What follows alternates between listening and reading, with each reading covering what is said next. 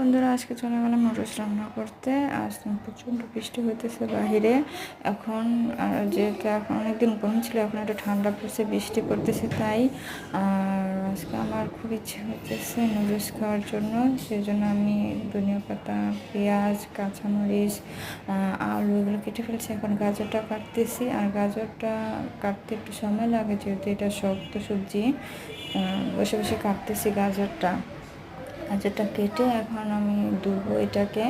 ধুয়ে পরে আমি সিদ্ধ দিব।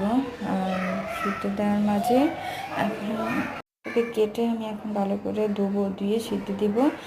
এর মধ্যে দেখে আমার বড় আপু আর আমার বড় আপুর ছেলে মেয়েরা সবাই চলে আসছে, যেহেতু একজনের আয়োজন ছিল। পরে আমি বেশি করে কেটে নিছি।